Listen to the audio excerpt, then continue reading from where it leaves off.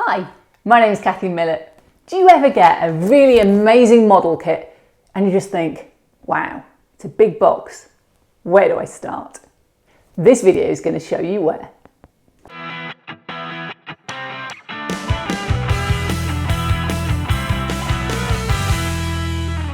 So a couple of months ago, Doug Foscale from Foscale Models sent me, basically he sent me this kit to review. And it's his new series, so it's not a sort of range he's been doing before, but he's very well known for his railway structure model kits, mostly in HO. This is a 1:35 scale hydrocal diorama, and it's his new line called Diorama Blitz, and the World War II military. But there's techniques and everything you can do in this kit are the same no matter what scale you're modelling in. So first up, I'm going to open the box. So it says that it includes hydrocal wall castings, an 8x10 base, that's a nice size, laser cut doors, laser cut marquee windows, scale strip wood, assembly and weathering instructions. And I've done others of Doug's kits and they're really nice kits. So let's open it up and see what's inside. Now he gave me the choice and I chose this one, Kino, because I like the round window. It reminds me of a scene in Transformers, which is nothing to do with this at all, but maybe what I eventually put on it. Excellent. So you can always tell a good kit, there's plenty of packing. So what's in a typical kit like this? Well, I thought I'd got them all. There's always a nicely wrapped pile of hydrocal, and it needs to be well wrapped because, you know, they can crack. Top tip, don't worry if they do crack, glue them back together with PVA white glue. Don't put too much on or it oozes out, but I've had loads of cracked walls and it just adds to it generally, it's not an issue. There's some laser cut, very nice looking window frames and cracked glass even, so that's very exciting. And then there's desiccant and instructions. Okay, so I'm going to keep things in the box so that they stay together if I'm not using them. So I'm going to put these ones back in the box so they don't get damaged. The big problem you have is losing track of everything.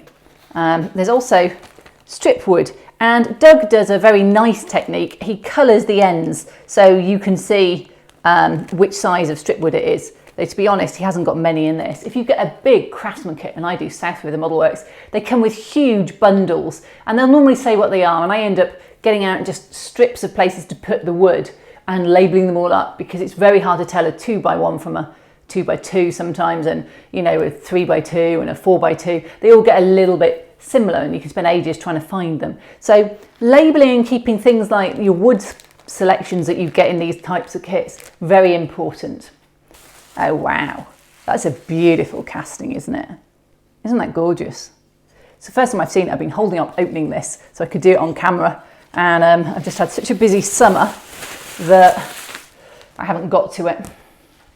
Now, sometimes they're hydrocal. I have seen some kits use urethane, and it's up to you what, it's up to the manufacturer what they do. They all come out the same eventually, but what you find is the back of a hydrocal or any other casting is never entirely smooth.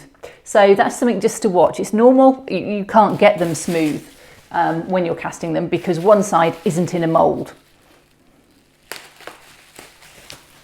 Okay, and this is the base. Wow. I'm going to leave it on that wood for now. Sorry, that cardboard for now. This looks amazing. So here we go. We've got our two castings. We've got some wooden bits and we've got a base. First thing to do is to read the instructions. Now I know there are people out there who do not like reading instructions. They take an IKEA flat pack wardrobe as a challenge to put together without reading any instructions. And that's fine unless you have a few spare pieces left at the end. And if you've done a lot of kits, you don't read the instructions that much. If this is your first time doing a kit that looks like this, and this is actually hasn't got that many pieces, so it's a good place to start, then don't worry, the instructions tell you everything. Now, some of them are entire booklets. So again, South with the Model Works, you get a book in with every single kit. Others are just a couple of leaflets, and it depends on the complexity of the building. Some people like to tell you everything about the way they did it, and people use those as learning experiences. So kits are definitely a chance to learn new skills, and people like Doug have a lot of skills, and he'll explain how he does things so you can follow along and use those same techniques. And it's a great way to learn those new things if you've not done them before. So I've taken 10 minutes to read the instructions, probably the most important thing I'll do. And the first thing I need to do is just clean up these a little bit. I'm not worried about the edges of this because I will, yeah, it all looks fine. Maybe I'll just, I mean, Hydrocal is a very dense plaster, but it's actually very, very easy to sand, but it's quite solid. So there's the base, happy with that. What I am going to do is just think about the backs of these. Now, these are going to be inside, and I'll probably put a back interior in because I like to do that.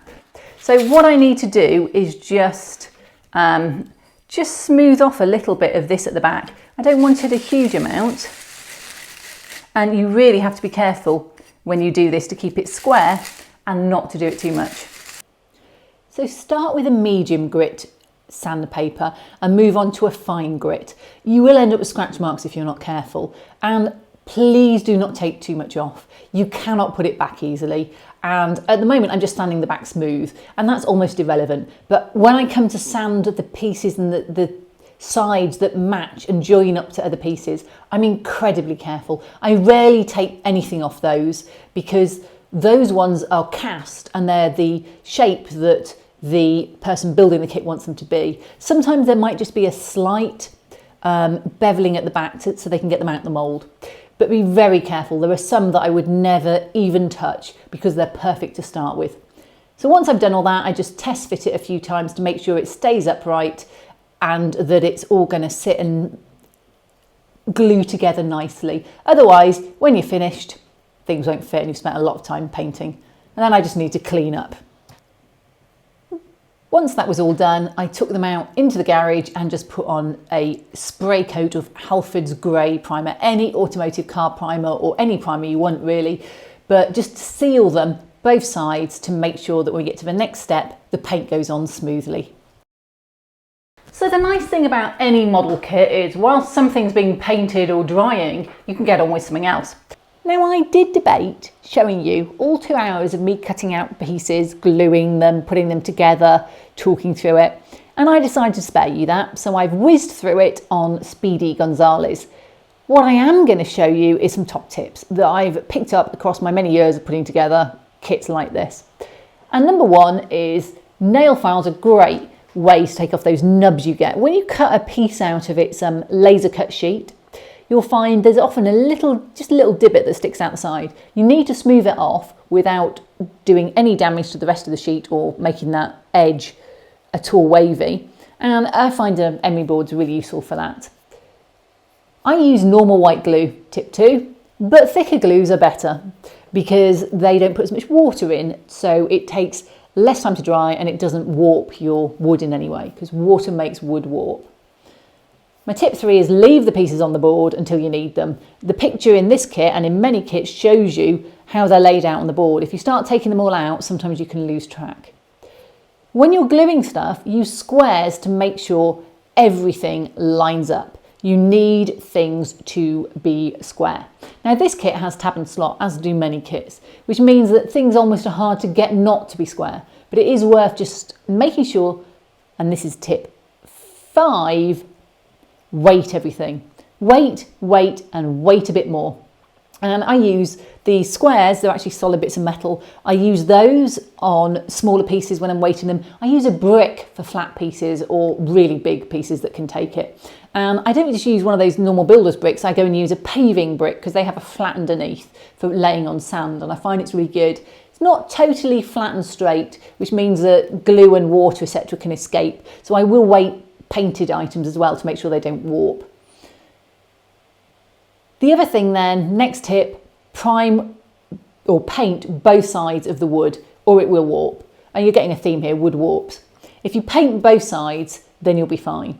because they'll both treat the same way. If you leave one side unexposed, quite often that will take water in and start to expand and you'll end up with wood bending.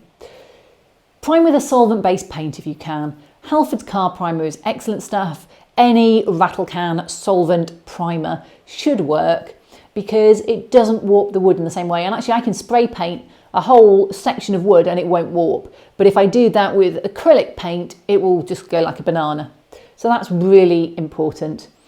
And the final one is brace anything. So if you have a huge flat piece of wood, then glue on some extra pieces of wood on the back, squares, you know, a little bit of 12-inch square in HO or, I don't know, half an inch square, quarter of an inch square, and make sure that it's there and put as many pieces as you possibly can. And they just act as something that stops wood from warping. So that's it. Those are my top tips to get you through putting together a wood section of a kit. And that brings us to the end of this video, because what I'm going to go on to in future weeks is all the painting techniques. So I will have my pieces of plaster and I'm going to do stone, I'm going to do brick, I'm going to do everything really, so that you can see how you build things up. But this kit's nice and simple when it comes to assembly of those other parts, and we'll do those when we get there. So that's it. My kit is now basically cut out, assembled in pieces on a bit of cardboard, ready to go out and spray it. So I spray it with just some basic Halford's car primer, and then we're on to next week. See you then.